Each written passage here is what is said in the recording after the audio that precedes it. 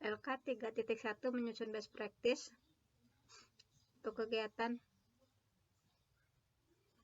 PPL di SMP Negeri 1 Pangatikan Kabupaten Garut. Tujuan yang ini capai penerapan model PBL untuk meningkatkan hasil belajar matematika siswa kelas 9. Penulis Peragawati, Senin 26 September 2022. Latar belakang.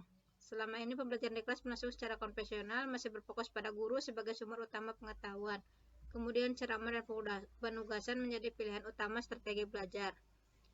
Padahal, proses pembelajaran yang cenderung teacher center ini tidak memberikan kesempatan pada siswa untuk mengcross pengetahuan dan papan kreasi berpikirnya, sehingga kemudian siswa menjadi lebih pasif untuk mengikuti pembelajaran di kelas. Padahal harapannya pembelajaran itu seharusnya berpusat pada siswa, karena siswa akan lebih cepat paham terhadap suatu materi ketika mereka dilibatkan langsung pada pembelajaran.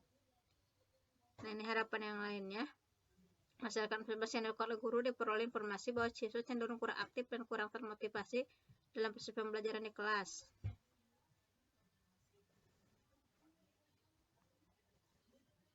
Rendahnya motivasi belajar tentunya akan berpengaruh pada pencapaian kompetensi siswa juga. Hal ini juga dapat menyebabkan rendahnya hasil belajar siswa.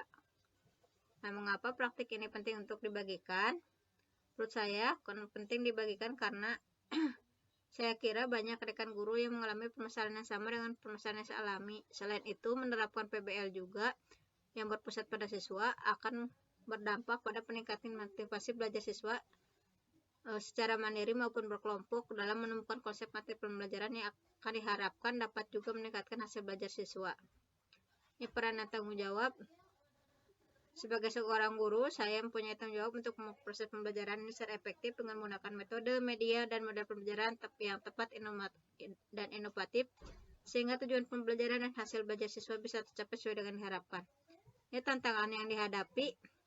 Yang berasal dari siswa, kurangnya motivasi yang diberikan orang tua kepada siswa, rendahnya motivasi belajar siswa, hasil belajar siswa masih banyak yang di bawah KKM.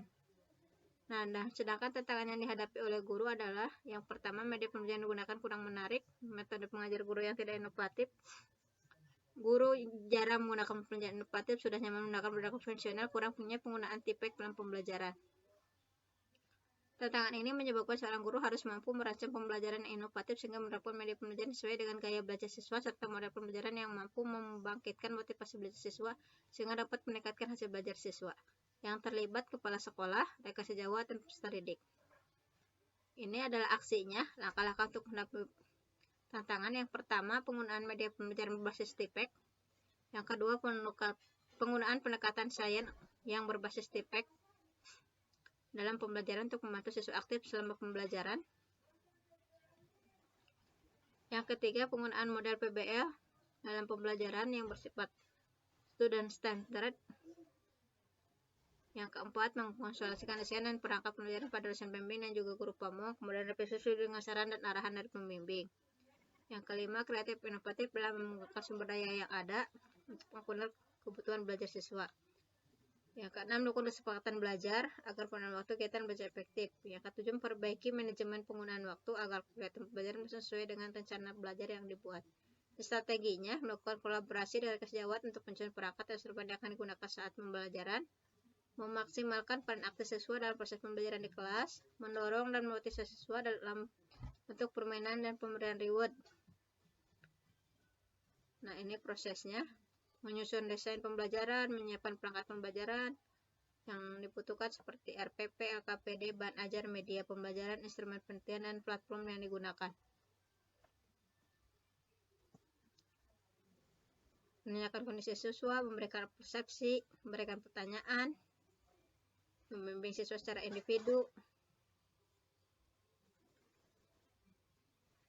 ataupun kelompok.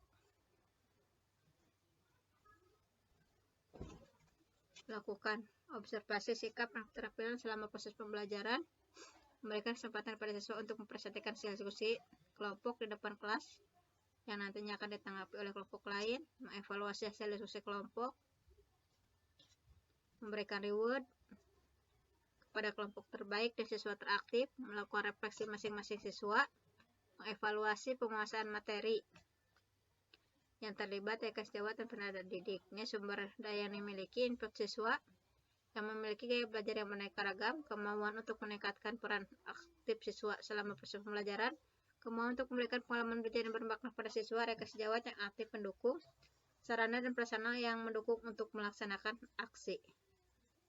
Ini dampak aksi.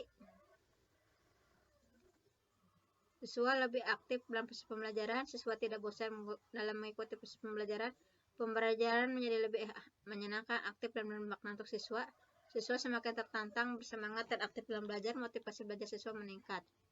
Keberhasilan belajar siswa meningkat, siswa berani mempersatikan hasil diskusi di depan kelas dengan baik dan benar, pembelajaran yang pusat pada siswa dapat terlaksana. Hasil efektif dan hasil tidak efektif, ini respon siswa. Ini faktor keberhasilan. Nah, ini pembelajaran keseluruhan proses.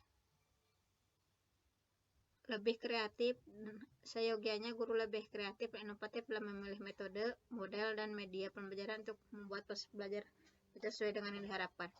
Nah, itu adalah LK 3.1 best practice yang sudah saya susun.